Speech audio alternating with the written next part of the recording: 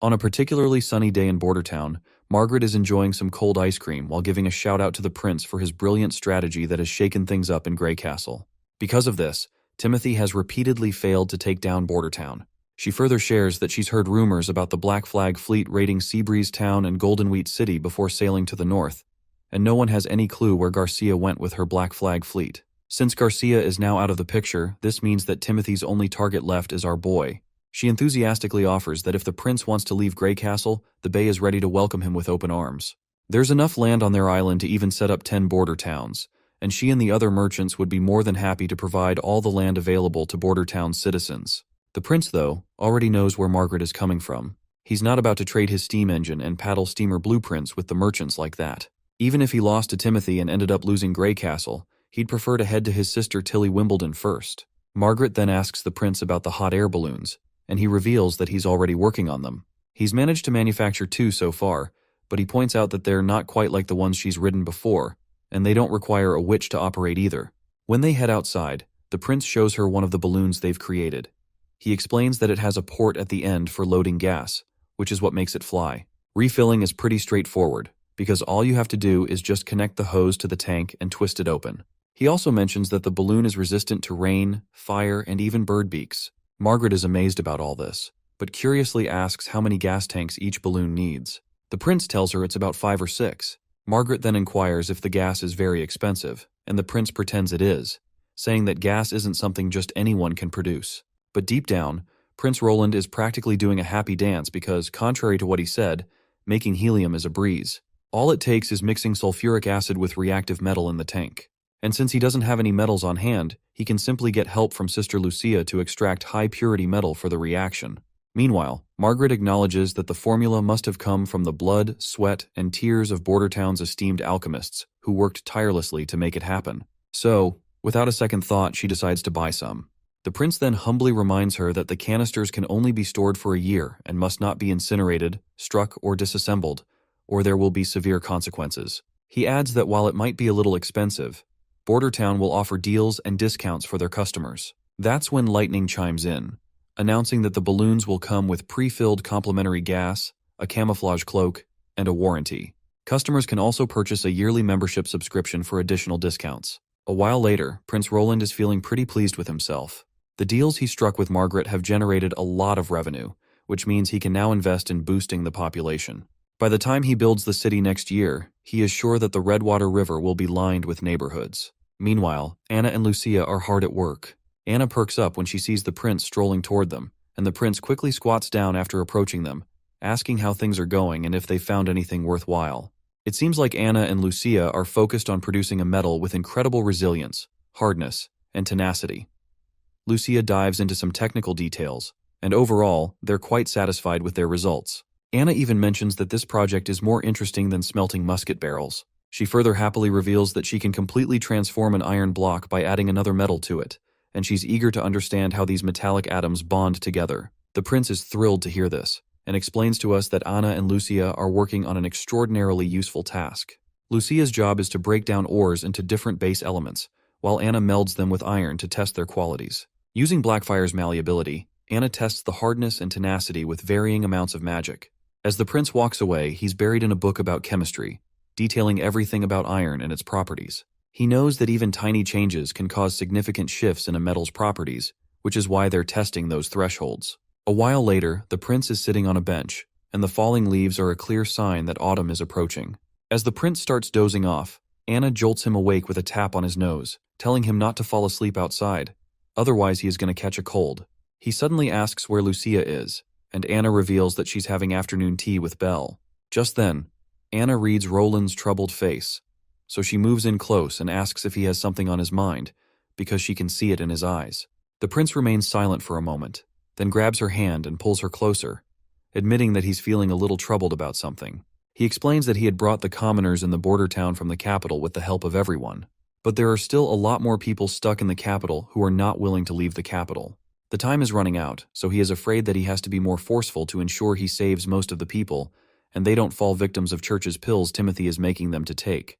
Reflecting on it, he admits that, in a way, he's more or less the same as Timothy, with the only difference being their goals. He wants people because he's aiming to build his empire, While Timothy wants people just to crush everyone, Anna quickly puts a finger over his lips and tells him she gets what he's trying to say.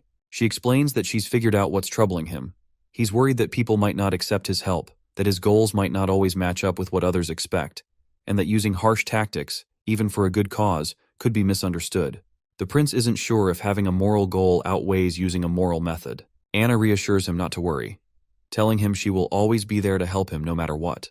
The next scene then takes us to the sea at the fjords on Slumber Island. There, we see a boat docked at the shore with different vendors selling their wares. Molly and another cute witch can be seen exploring the market area. All the while, Princess Tilly is observing everything through her telescope. She notes how Slumber Island is no longer just a hiding place for the original 300 witches.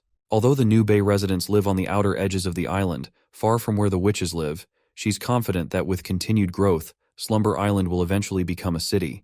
As Tilly is discussing these developments to herself, Ash calls out to her, warning her about the heavy wind and telling her to come down before she trips. Tilly quickly uses the stone embedded in her hand to lift off from her perch, and smoothly makes her way down. Ash scolds Tilly for being reckless and suggests she keep Molly around while she's experimenting with flying.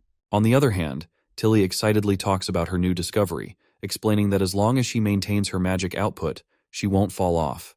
However, controlling her direction is still tricky. She invites Ash to give it a try, saying flying is an incredible experience, and the view of Slumber Island from above is breathtaking. Ash remains dubious and flatly refuses, reminding Tilly that she couldn't even activate the lightning stone and that she shouldn't risk her life. Besides, there's only one stone, so she can't fly with her even if she mastered it. Tilly sadly agrees and mentions she's also working on figuring out how to craft more of these stones. Ash asks if she's implying that the stones are man-made. Tilly confirms, saying their appearance and qualities seem unnatural, suggesting that the people who built the ruins had a deep understanding of magic, and she finds it a bit sad that the makers of these stones didn't leave any research literature about any of it. Suddenly, Maggie comes rushing at Princess Tilly, looking as if she's seen a ghost. When Ash notices the frantic bird making a speedy descent, she quickly grips Tilly and steps aside, clearing the way. Poor Maggie lands hard on the solid ground and for a moment seems genuinely hurt. Ash picks her up, and Maggie explains that she was blown away when she saw Tilly flying. She even thought for a moment that Sister Lightning had come to Slumber Island without telling anyone. Once Maggie recovers, she mentions that she's just come directly from Border Town, and Tilly then asks how the witches there are doing. Maggie replies that they're doing great, and that she was asked to deliver a bunch of letters written by them. One letter is from Lotus, and the other one from Evelyn, and as well as Sylvie also sent a letter. She also pleasantly presents a letter from the prince as well. Ash then offers Maggie a cookie for a job well done, and Maggie happily transforms into her little chubby pigeon form and flies off with the treat. Tilly can't help but notice how Maggie seems to get plumper with each trip to Border Town. Nonetheless, as they walk away, Tilly notices that Roland's letter feels unusually heavy this time, making her wonder what's inside. Later, once they're in the office, she eagerly opens the letter and finds a bunch of pictures inside. She's blown away by the lifelike drawings, convinced that only magic could create such detailed images. And one of the witches must have done this. But that's not even the craziest part. As she reads the letter, Tilly is further shocked to realize that these are real pictures of devils, not just some random art. Apparently, the scenes depicted are from when the Witch Association ventured into the Badlands to find the Holy Mountain. It then starts to ring a bell for Ash, and she recalls the legend of the Holy Mountain, said to be a legendary witch sanctuary where true peace and quiet could be achieved. However, Ash realizes that this was likely just hot air. They could simply live peacefully on Slumber Island without the worries of the outside world. The letter reveals that Kara, the former leader of the Witch Association, truly believed in the Holy Mountain's existence. She had found an ancient book in the eastern ruins that led her to believe the mountain was located in the Forsaken Lands. So she took the association past the mountains into the wastelands, but they discovered nothing but horrifying monsters. The letter describes these monsters as having incredible strength, quick mobility, and some even wielding lightning magic, just like a witch would. Out of 40 witches, only 6 survived, and they eventually found shelter in Border Town. It wouldn't be surprising if those devils were using the same lightning stones which Princess Tilly has right now. The prince's letter goes on to mention something puzzling as well. Apparently, there's a scribble at the end in the language of the 4 kingdoms. It references the Holy City, a battle with devils, and Alice's experiment with the Divine Punishment Army from 400 years ago. The prince has yet to figure out as to why this would be written in such a different language. After finishing the mysterious letter from the prince, Tilly decides to read Sylvie's letter next. Sylvie's letter reveals that she hasn't detected any disguises or traces of magic related to Roland Wimbledon. There are no other witches in Border Town who might be controlling the prince, which means that Prince Roland is truly her brother. The news absolutely shocks Tilly, and she's left trying to make sense of how it's even possible. She remembers that Gerald, Timothy, and Garcia were her father's first children, and they had formed a tight clique because of this very reason. Even Garcia, the youngest among them, was 6 years older than Roland. So, no one hung out with him and bullied him relentlessly. Logically, since Tilly was the youngest, she should have teamed up with Roland. But for some obvious reasons, that didn't happen. Roland's personality got pretty twisted because of the way his siblings treated him, and he was carrying a lot of frustration he couldn't dump on his older siblings, so Tilly ended up being his target. She explains that their father stepped in once he found out, and Roland did shape up a bit. Still, he was full of mischief. He was both immature and kind of funny, so she had to stand up to him, and he didn't bother her much after that. Not gonna lie, little Roland was pretty charming back then.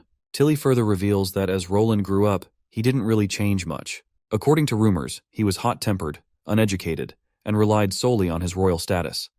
Those traits were just a cover for his true weaknesses, fear, and fragility. Yet now he's standing with the witches, protecting them despite being seen as demons, and he's even willing to go against the church. She is having a hard time believing it, and Ash agrees. She says that even though she hadn't seen Roland in years, he seemed like a completely different person now.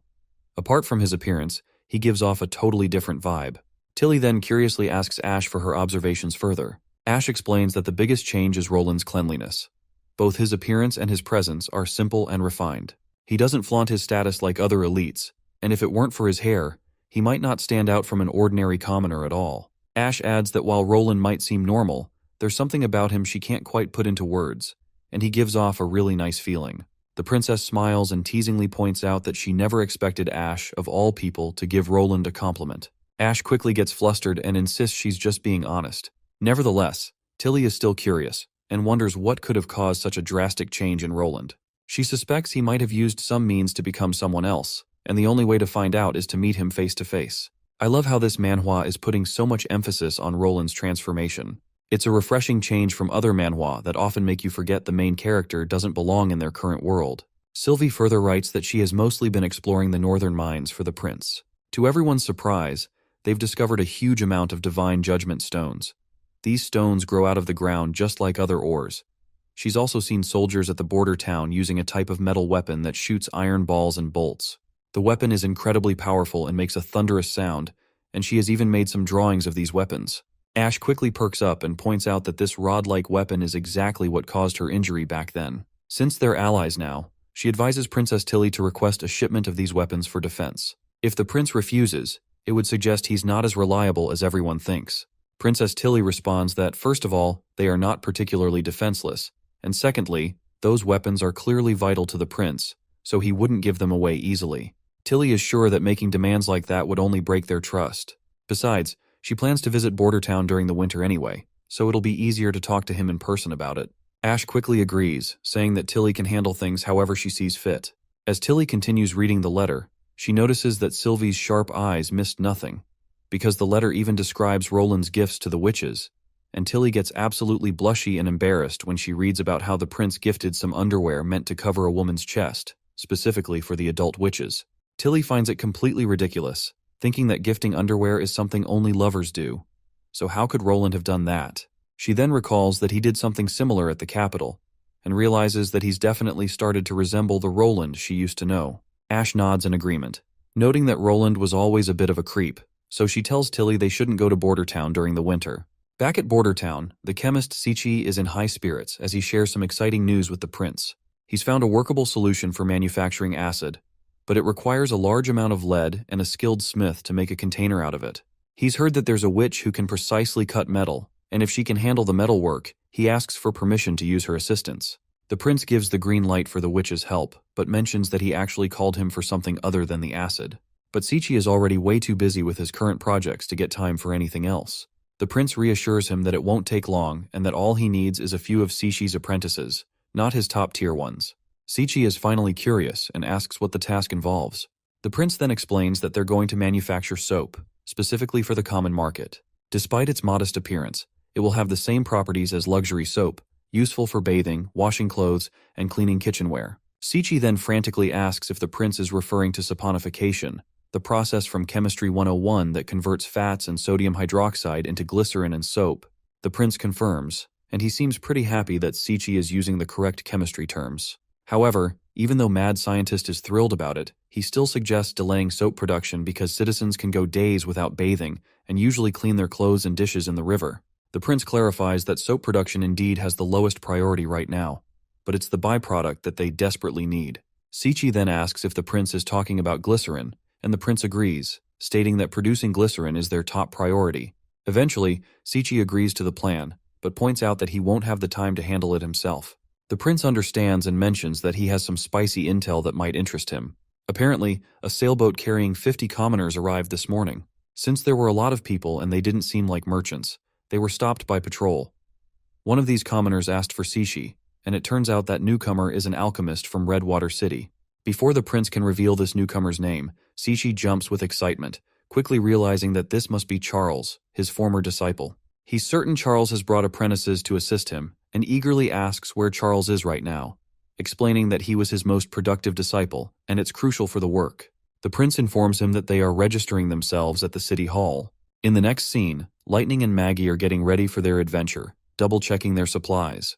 Maggie proudly pulls out a string of sausages and declares that she's all set for the journey. Lightning raises an eyebrow and tells her that sausages won't do much against the dangers they might face, so she should grab a weapon or something. But the little pigeon makes it clear that if she runs into any divine judgment soldiers, she'll peck through their armor. Knowing arguing with Maggie is a lost cause, Lightning just puts on her glasses and they are ready to set off towards the westernmost point of the misty forest, and their goal is to explore the area and map out the forest's boundaries. As they head out, Lightning feels a wave of relief that Maggie is coming along. She's uneasy about exploring the misty forest alone, especially after encountering that devil in the woods at her last visit. She worries that if Maggie knew just how scared she is, she might poke fun at her. Lightning reflects on the wisdom of her father, who is the great adventurer. He had once told her that no matter what obstacles she faces, she must confront them bravely, observe closely, and understand that fear often comes from within rather than from the actual danger. With these words in mind, Lightning steels herself, declaring proudly that she's the daughter of her father and she won't be defeated. They continue their journey. Lightning finds it quite reassuring that they can simply just follow the river to not get lost. Suddenly, Maggie spots a towering mountain at the end of the forest. The mountain's sheer size makes it look almost mythical. They notice a deep, dark hole in the mountain and decide to dive into it further to investigate. Once they are inside, Lightning notices the black rocks scattered around in the area. Maggie even pokes at one of the rocks and reports that they don't seem edible. Lightning checks out the rocks and realizes there's some kind of ore. Since they don't know much about it, they decide to bring the rocks back to the prince for analysis. Lightning then mentions that they spent most of the morning getting here, which means this place is around 240 kilometers away from the border town, much farther than Longsong Fortress. Suddenly she gets curious and wonders what's beyond this huge mountain. Meanwhile, Maggie notices her feathers starting to turn black. Well, I would not be surprised if this place is a gold mine of coal. Nevertheless, Lightning decides to check out the other side of the mountain, so she tells Maggie to stay put and not move.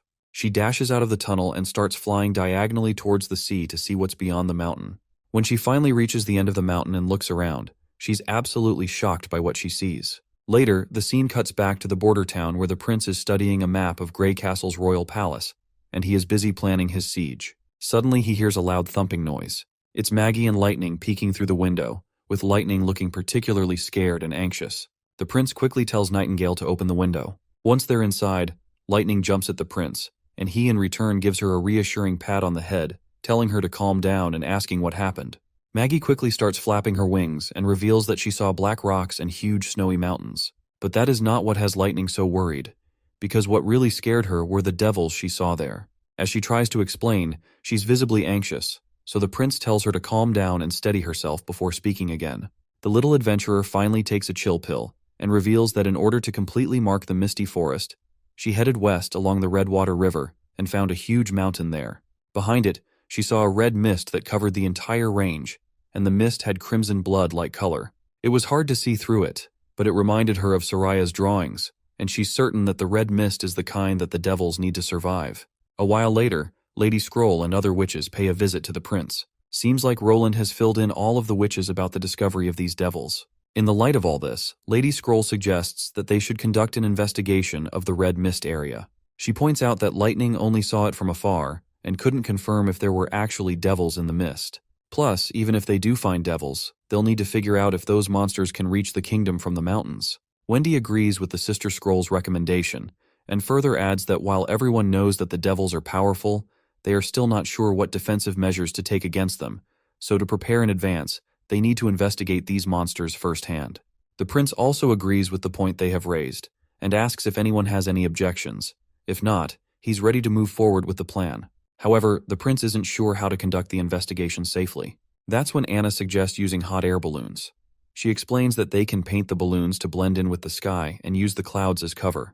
They'll fly over the ocean as an additional safety measure. Lightning then suggests bringing Sylvie along since her abilities are perfect for a scouting mission like this. The prince agrees and decides that he'll join the expedition as well. However, Nightingale quickly voices her concern, insisting that the prince shouldn't risk his life, and it seems like other witches are also against the idea of the prince tagging along.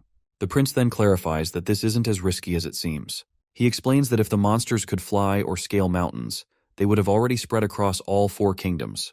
The fact that they're still confined to the westernmost region suggests they're not as dangerous as everyone fears. Besides, the prince thinks to himself that he has more knowledge about alien civilizations and stuff, and he can easily figure out how advanced they are just at first glance. So, if he can see the devils and their city himself, it could be extremely helpful in figuring out how to defend against them. With that in mind, he tells everyone to calm down, assuring them that they'll be watching from a safe distance. He adds that if even scouting from afar was too dangerous, he would never have agreed to this expedition in the first place. Nightingale finally agrees, though she seems a bit embarrassed for overreacting earlier, and she still insists that the prince isn't allowed to stray from the group during their journey. The prince agrees and points out that Anna, Wendy, Soraya, Sylvie, Nightingale, Lightning, and Maggie will all be going. He tells them they'll leave in a week and advises everyone to carry revolvers along with the necessary rations. He also tells them to practice with the revolvers in the meantime so that even the non-combative witches can defend themselves. The prince then decides to take a look at the ore Lightning has brought back.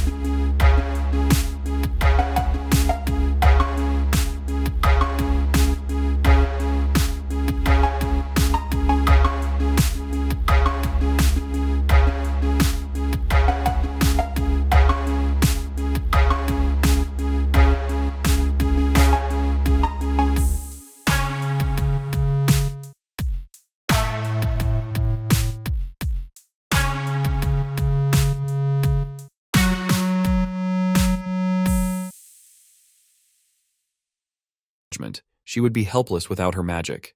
He wants everyone to be prepared for real combat situations where their magical abilities might not be available. Prince then covers her ears and tells her to try again, assuring her that she won't feel scared this time. Lightning quickly asks Maggie to come over and cover her ears too. I find it fascinating how even the kids are handling these guns like they're just water pistols. With her ears covered, Anna quickly fires a barrage of bullets, and they all hit the target perfectly. Seeing this, Wendy and Nightingale give it a go as well, and soon enough the girls are having a blast while shooting. Later, we see their balloon floating in the air, camouflaged to blend with the sky.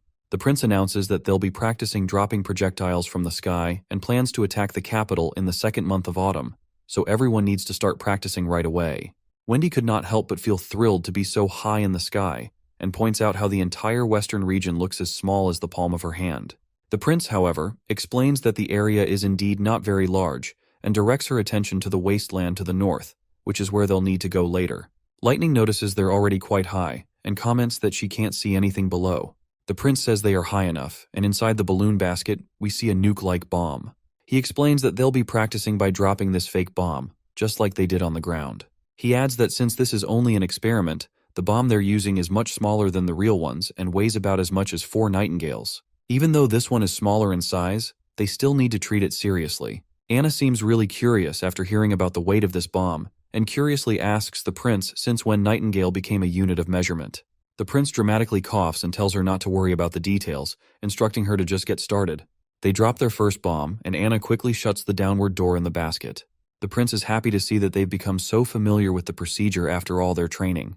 Wendy then asks him if the bomb can really hit the target from this altitude. Roland admits that it does seem improbable, considering they're dropping it from 1,000 meters. However, he explains that the bomb has exceptional navigation capabilities, and its high altitude actually contributes to its guaranteed accuracy, and this is all thanks to our little explorer, Lightning.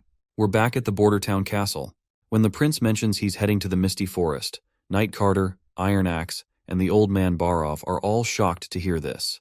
The knight even insists on accompanying the prince as his first knight to protect him, while Iron Axe wants to bring 100 men to keep the prince safe. On the other hand, Old Man Barov says he has a ton of paperwork to handle. The prince firmly states that this is an order for everyone, and they need to stay and manage the border town while he's away. It seems like Barov isn't fully aware about the devils and the red mist in the most western region, so he curiously asks what's so important about that area that the prince feels the need to go himself. The prince doesn't get into details but says the situation affects the entire western region and could even threaten the destruction of Grey Castle. He claims that he is the only one who can assess it firsthand and insists he must go himself. Knight Carter asks if the prince can spill the exact reason for his visit. The prince says he can't say right now but promises he'll fill them in eventually. He makes it clear that it's a secret mission and everyone needs to keep it to themselves. As everyone's freaking out about the bombshell the prince just dropped, he reflects on the situation in his mind. The Devil Territory is 60 miles from the western region, and these monsters once destroyed the holy city of Tequila, driving survivors to the edge of the continent. It all sounds pretty outlandish, but the prince is glad he's seen plenty of apocalyptic movies.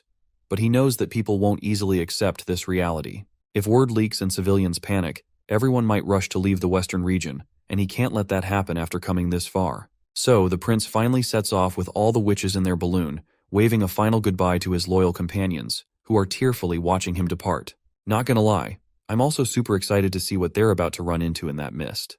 Meanwhile, as they're floating through the air, Sylvie asks if the church fought the devils 400 years ago, and wonders if that makes the church good.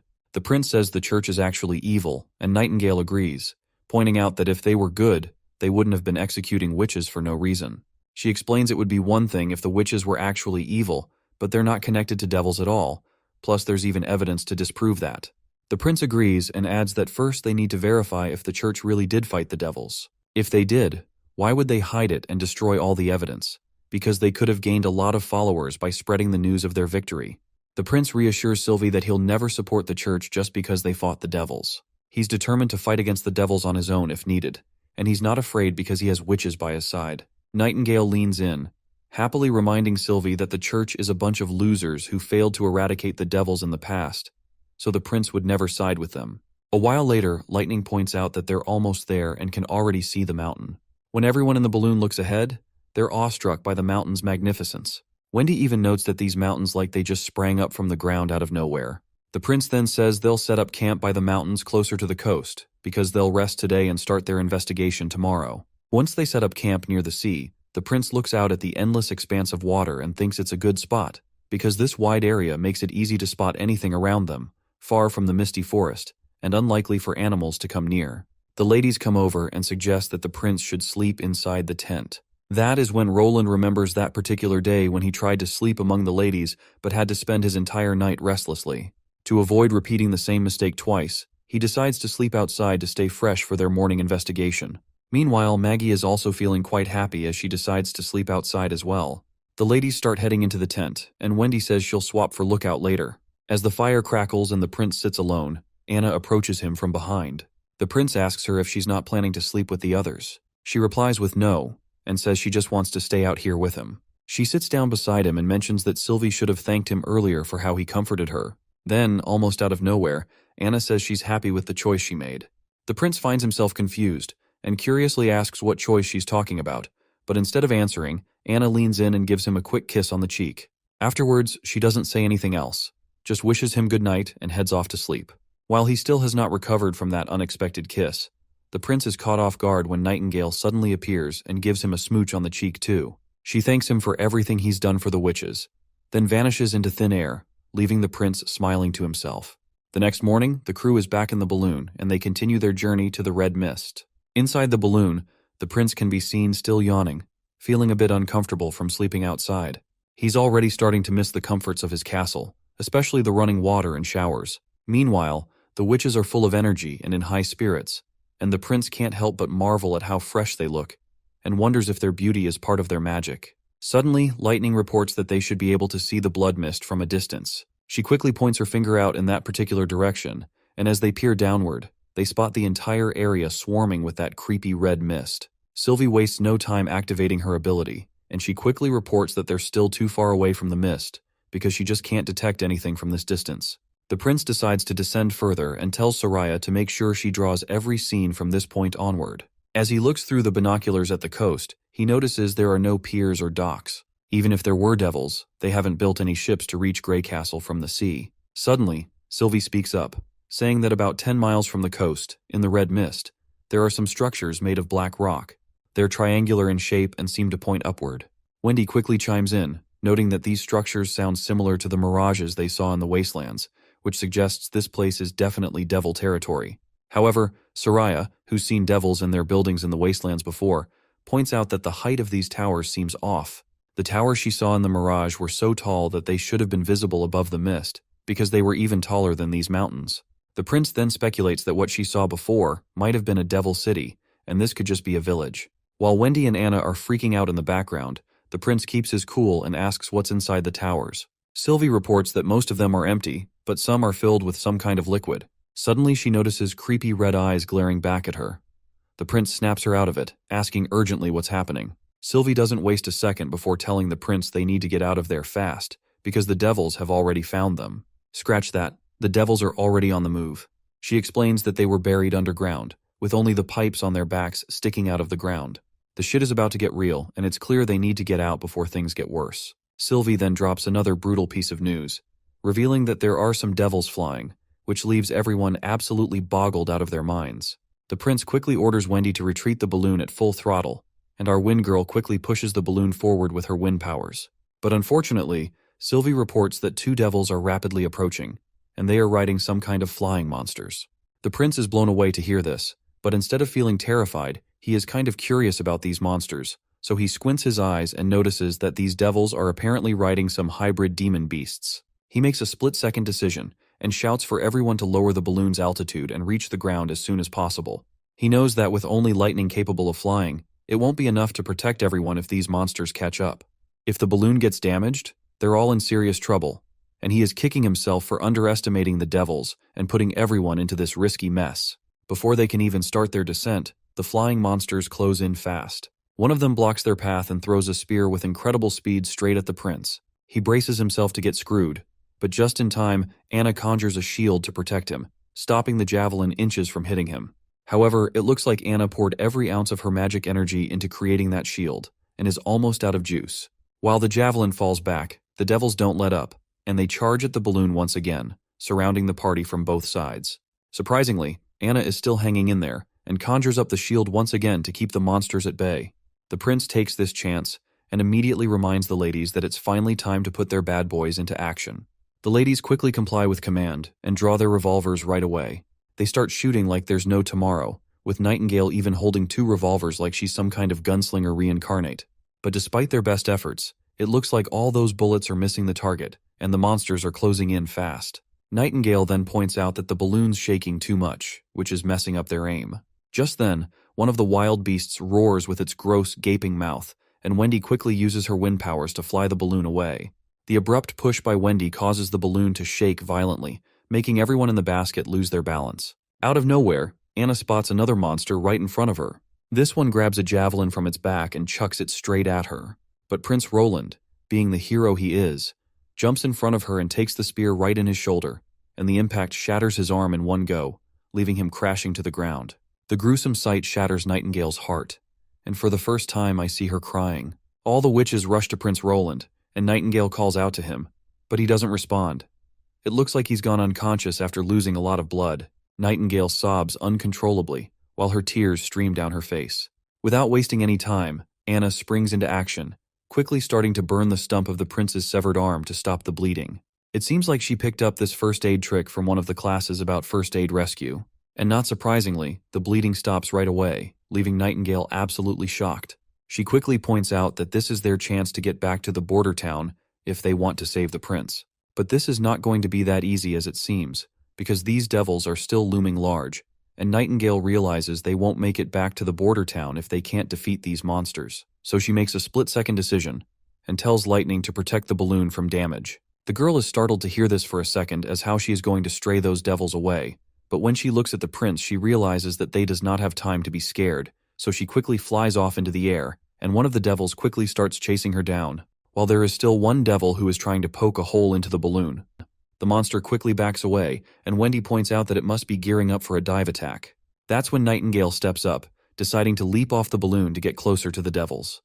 Her friends try to talk her out of it, but with the devil charging at the balloon, she doesn't have much choice. Eventually, she jumps from the basket and lands on top of the balloon. She then uses her mist powers, and although she notices there's magic inside the devils, there's no time to dwell on it. She reappears from her mist and lands right on top of the monster's head. With her gun barrel aimed precisely at the monster's skull, she tells it to die and pulls the trigger, and the shot lands a brutal headshot, taking down the monster in one hit. The creature that the devil was riding begins to crash down, and Nightingale also starts to fall along with it. She tries to slip into the mist while plummeting through the air, but without anything to anchor her, the attempt fails miserably. Wendy tries to catch her with her wind powers, but her efforts fall short as well, and Nightingale starts to fear that she might actually die here. As she falls, memories of her past life with the prince flash before her eyes. Her dream of a sweet life alongside him begins to shatter. Despite the terrifying situation, she tears up but also wears a faint, bittersweet smile, and finally admits to herself that she might never be with the prince after all. Well, it turns out that dramatic scene was just a teaser because, let's be real, we all knew Nightingale wasn't going anywhere, especially since Maggie is finally here to save the day. With some serious plot armor at play, Maggie starts evolving right before our eyes, turning into one of those hybrid monsters herself. She quickly snatches Nightingale from mid-air. Because let's face it, no one's writing this series without her.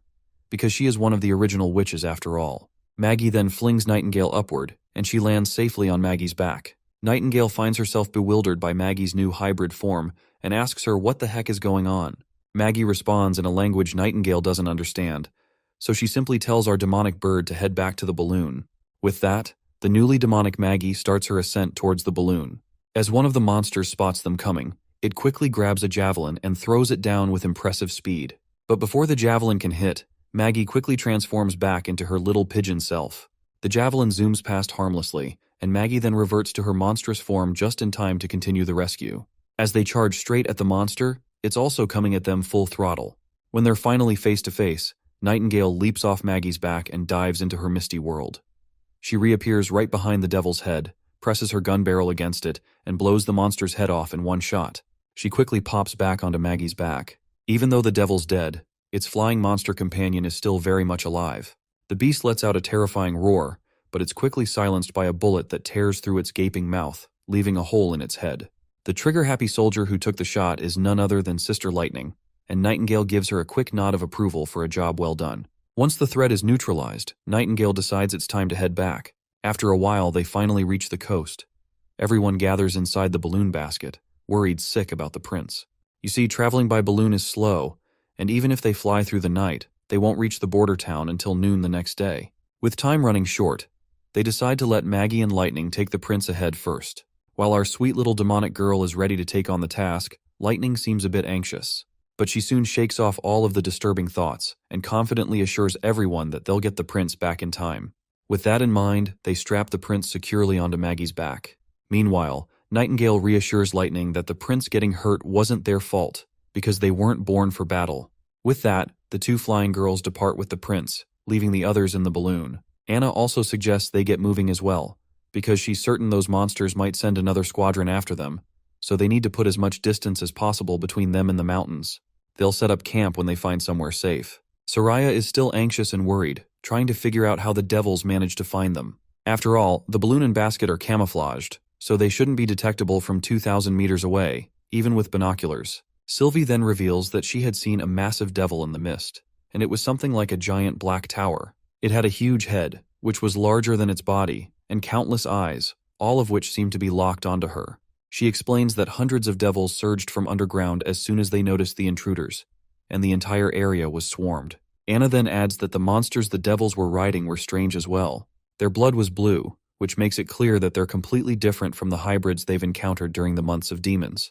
Soraya agrees, noting that the creatures they encountered seem more like actual devils. She points out that when Nightingale shot the first devil, it bled blue, confirming they're not just demons. Wendy expresses her relief that if Maggie hadn't transformed and saved Nightingale, they wouldn't have made it out alive. Nightingale adds that while Maggie was transforming, she saw her magic shift from a swirling mass to a pair of pale wings. Meanwhile, Lightning and Maggie are zooming down, both looking pretty exhausted. The little girl then asks if the prince is still hanging on, and Lightning responds that he's getting colder, but thankfully his pulse is still strong.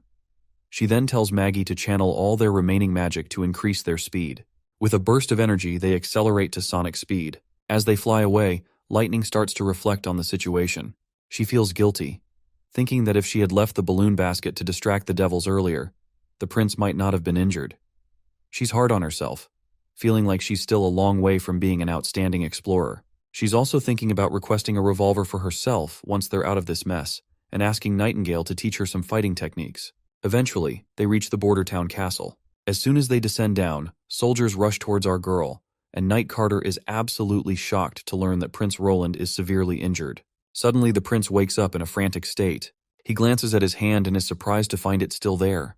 As he looks around, he realizes he's back at the castle. He calls out for Knight Carter, but then he soon spots some of the witches sleeping down on the ground, and it looks like they must have dozed off while waiting for him to wake up. Quietly, he gets out of bed and peeks outside, and confirms that he really is back at the castle. Anna also wakes up and Roland quickly asks her about everyone. In response, she reassures him that everyone is back in town, and he's the only one who got injured. The prince breathes a sigh of relief upon hearing this, though he's feeling anxious because there is something different about Anna's tone. Out of nowhere, the girl hugs him tightly, calling him an idiot in a strangely affectionate way. Her repeated idiot in such a loving tone leaves the prince's nerves completely frazzled. He then feels a bit warm thinking about how there are people who care for him. He hugs her warmly in response, letting her know he's back and that she doesn't have to be so scared anymore. The other witches also begin to wake up, and they are all amazed to see the prince is out of his unconsciousness. Lightning wastes no time and launches herself at the prince, hugging him tightly, and soon the other little witches join in as well, creating a big, warm group hug. Nightingale is also relieved to see the prince safe and jumps over him like a little kid. The scene is filled with joy and affection, lighting up the entire room. Later that night, the prince sits alone in his room, reflecting on how he seriously underestimated the devils during the expedition. He hadn't anticipated their ability to detect the balloons from such a distance. Though the expedition proved to be quite dangerous, it provided invaluable intel. The devils are no longer just mysterious beings from the underworld, because they have their own civilization and are as culturally developed as humans. The prince probably has scribbled down his thoughts in a letter, which is probably meant for his sister, Princess Tilly. He mentions that the devils seem to have magic, which Nightingale confirmed. However, their magic method is totally different from witches, because they use some sort of external gizmo instead of activating it like witches do. Unfortunately, These are just educated guesses since the devil corpses sank into the sea, so he couldn't examine them closely. Sylvie pointed out that those odd stone towers the devils had might store a red liquid, and the red mist could be the gaseous form of that liquid. The mist's limited range might be why the devils haven't pushed past the Badlands.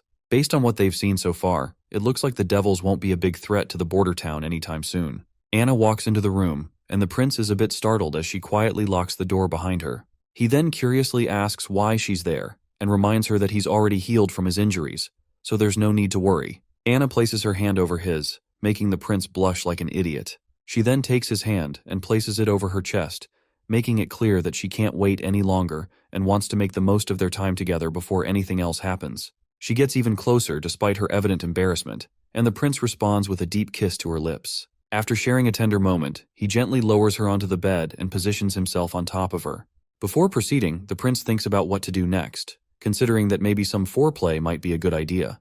But then he realizes he's got no real experience with it, having only ever seen a few of those racy magazines. So the prince decides to try a different approach. Maybe some smooth talking or cheeky banter will help set the mood before they dive into the main event. Just as he's trying to figure out what to say, Anna takes the initiative. She gently pushes him onto the bed and gets on top of him. He places his hands on her thighs, and she recalls the moment when he pushed her away and took that javelin in his shoulder, and asks if he didn't consider his own life at that moment. The prince responds that it was instinctive. Anna then reminds him that he's the future ruler of Grey Castle and the hope of all witches, implying that her own life doesn't matter as much in comparison. The prince insists that it wasn't about worth. He simply couldn't stand to see her die, and if he had more time to think about it, he'd still trade his life for hers without a second thought. As they lie there, Anna asks the prince to tell her more stories from his past, because she wants to know everything about him. The prince starts narrating, explaining that he used to live in a massive city, much bigger than Border Town. Roland then reveals that while he wasn't exactly exceptional, he was a bit smarter than average. He worked hard, so his teachers often praised him. But what they didn't know was that he was the one who kept drawing graffiti on the walls. Anna giggles, asking if that ever got him into trouble. In response, the prince explains that the teacher would just call his parents. His teachers kept changing as he got older, and he finished his studies with pretty typical scores, so he was always just a step behind the smartest kids. As Roland shares his story, Anna drifts off to sleep, and he realizes that she was just too exhausted to do anything more. Well, this much is not surprising, considering she was on high alert during the balloon ride back, keeping an eye out for devils or demons, and then she stayed by his side once they returned to the castle, which left the poor girl completely wiped out. Roland feels a bit bummed that they had to go through all that, but he's also relieved. At least they've got plenty of time ahead to figure out how to deal with these monstrous threats. The next day arrives with a fresh start. The first thing we see is Sylvie stretching heartily after what must have been a long, satisfying sleep. She greets Wendy with a cheerful good morning, and can't help but ask why Wendy's up so early. Wendy, with a hint of a smile, replies that she's getting older and doesn't need as much sleep anymore.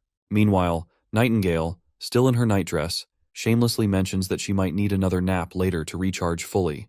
Wendy asks Nightingale if she didn't sleep well, and Nightingale just says she had way too many dreams. Sylvie looks like she's about to spill something juicy about what Nightingale was doing last night, but she quickly goes silent when Nightingale shoots her a death glare. Wendy's curiosity gets the better of her, so she nudges Sylvie to keep talking, but poor Sylvie quickly backtracks and says, Nightingale's sleep issues are probably just because she's been pushing herself too hard. Nightingale nods in agreement, saying her body can only handle so much. As Nightingale asks Wendy for help adjusting her bra, Sylvie reflects on how scary Prince Roland might be in some ways, but she finds him undeniably admirable. It's rare to see someone of his status who would go so far as to injure himself for a witch. There's no other explanation for his actions, as he truly stands with the witches, just like Miss Tilly. She is just overjoyed at the thought of Roland's dedication, and is thrilled that Princess Tilly has such a wonderful brother. Later, in the backyard, everyone gathers around to check out Maggie's new demonic bird form. They're all fascinated by her transformation and closely observe the changes. Sister Leaf is particularly amazed at the thought that these are the same kinds of flying monsters the devils were riding. She's relieved she didn't have to face any of these creatures herself in the Badlands, or she might not have made it out alive. Nightingale also acknowledges that their survival through the mountains was thanks to Maggie's evolved abilities. So, she turns to Maggie and promises her a bag of smoked fish every day, along with some extra honey, as a token of thanks for saving everyone's lives. When the prince hears Nightingale's plan to bring smoked fish to Maggie every day, he's in a bit of a tizzy. Those fish are meant for him, and he's not too thrilled about her taking them from the castle kitchen. Nonetheless, he approaches her and asks for a ride. Maggie takes off, soaring across the sea with both the prince and Nightingale on her back. The prince is having the time of his life because it's probably the closest he'll ever get to riding a dragon. He notices that she can fly at about 80 kilometers per hour with 2 passengers, which is slower than Lightning, but Maggie has the upper hand in stamina.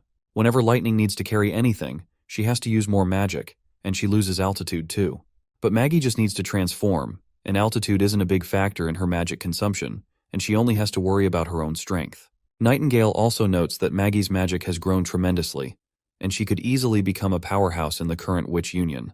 She also estimates that Maggie can now transform 7 or 8 times a day with her current mana.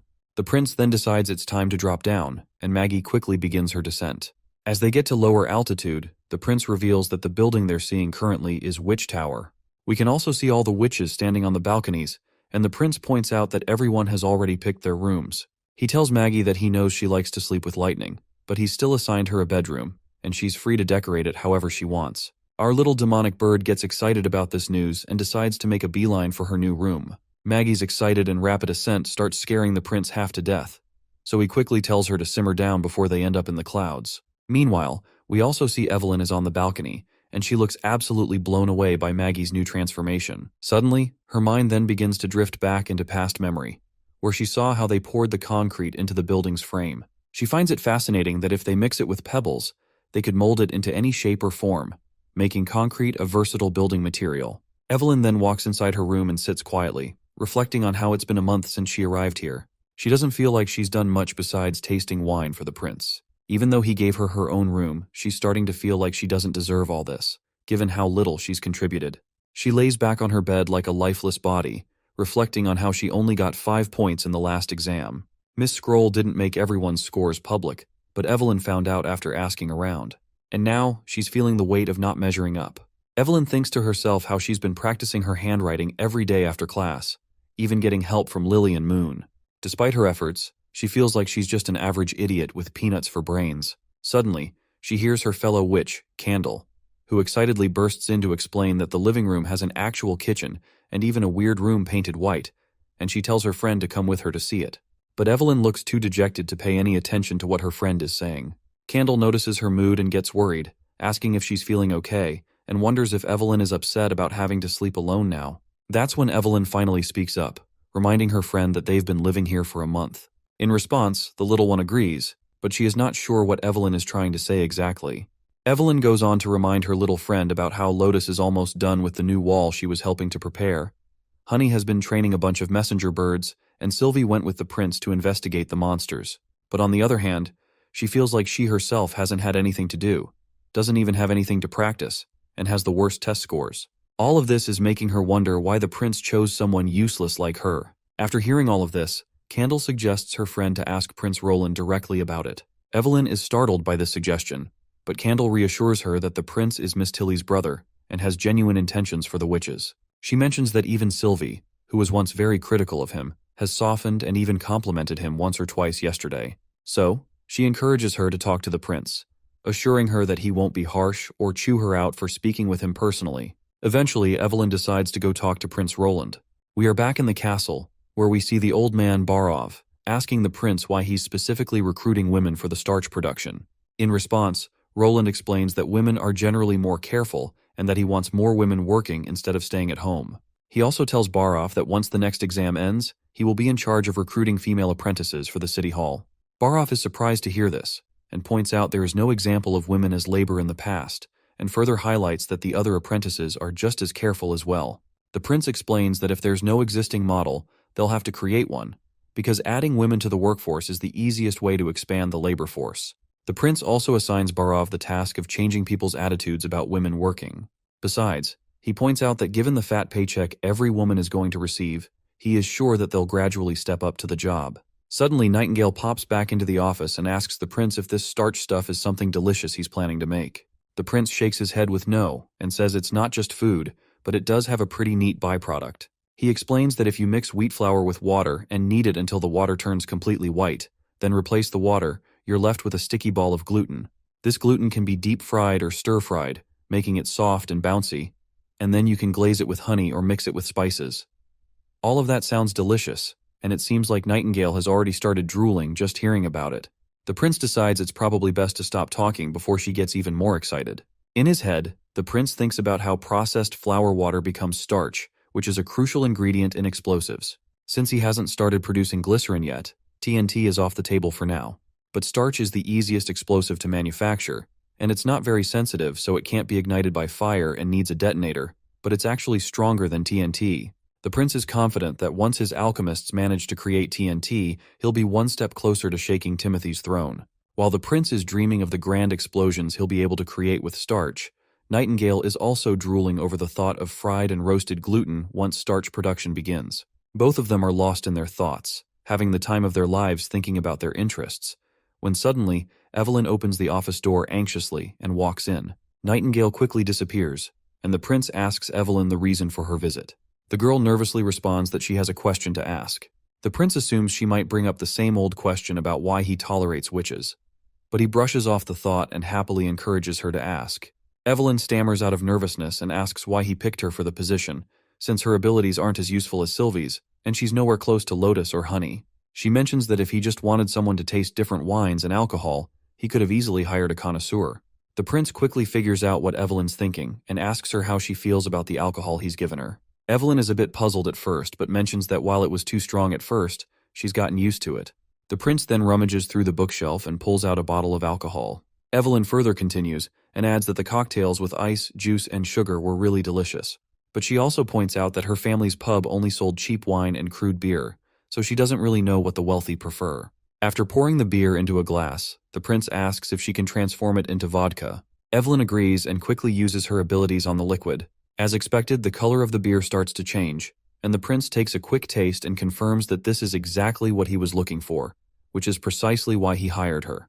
The prince mentions he's planning to open an ethanol factory, but quickly corrects himself, saying instead he's opening a brewery, and Evelyn will be the professional winemaker. Well, Evelyn looks unsure about her abilities and remains silent. Meanwhile, back with Garcia Wimbledon, a man arrives in her chamber asking for her help and justice. He explains that his territory has not been fully attacked by heretics yet, but his son died in the hands of their followers while he was protecting the previous queen, and now the rebels are hiding in the mountains. He wants revenge and asks Garcia for alchemy products that can blow open city gates. He promises that if she helps him out, he'll fully support her, and the entire Silver Heron family will follow her as well.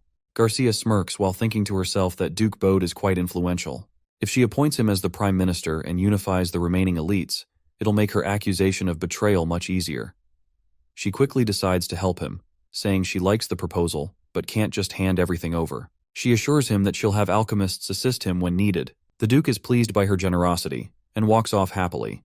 Soon after, Garcia's knight appears with a glass of beer and offers it to her. He notes that with all the elites in her palm, she could dominate the entire kingdom even without the Wolfheart King's help. Garcia agrees, and just then, the knight presents a letter from the Wolfheart King. She opens it quickly, and the knight anxiously asks if it's bad news. Garcia reads the letter and grimly states that the church has sent more troops. They're coming for Wolfheart City, and they've breached many perimeters. The knight is stunned by the news and quickly asks why the church is launching an attack even though the months of demons are almost upon them. Garcia is also startled to hear this news, noting that she didn't expect the church to act so quickly. If they had waited until next spring, she would have been better prepared. Now, they're not giving her a chance to recover, and if she ignores the Wolfheart King's call for help, they'll destroy him. This means she won't be able to hold them off for long either. However, Garcia sees this as a good opportunity. If many of the church's troops are defeated at Wolfheart and demons swarm Hermes in the Holy City, it could spell the end of the church. She tells her knight to mobilize the Black Flag soldiers because this year, they'll be spending the winter at Wolfheart. Back in Bordertown, we see an air balloon up in the sky. On the ground, Carter is blown away by the news that the prince is about to bomb the capital with hot air balloons from 2,000 meters. While observing the balloon through binoculars, the prince says that as long as they manage the targeting, it's totally doable. He notes that Theo's letter mentioned Timothy is forcing more people to join his forces, so he is probably using the same strategy of using Church's pills. Iron Axe excitedly agrees, adding that as long as they blow Timothy's head by nuking the shit out of him, he is definitely going to get screwed for sure. The prince is hoping for just that and mentions he's been testing bombs for a week, so fingers crossed it works. Meanwhile, Carter can be seen crying, and he is yapping about how perimeters and defenses are useless against this balloon, and all their military tactics go out the window when tons of bombs are raining from the sky. When the bomb finally drops and detonates, It covers a massive area with a cloud of fire upon impact. The prince and his subordinates are practically dancing with joy, thrilled to see it worked so well. The prince then happily reveals to us that this successful test means Operation Eastern Wind 001 is all set to roll. It looks like the next episode is going to be packed with explosions. Drop a comment about what part of the video you enjoyed the most. As for me, I'm totally pumped to learn more about these devils and their origin, and I can't wait to see how the prince plans to fight them. I'm kind of hoping he considers dropping one of these on that devil's village too.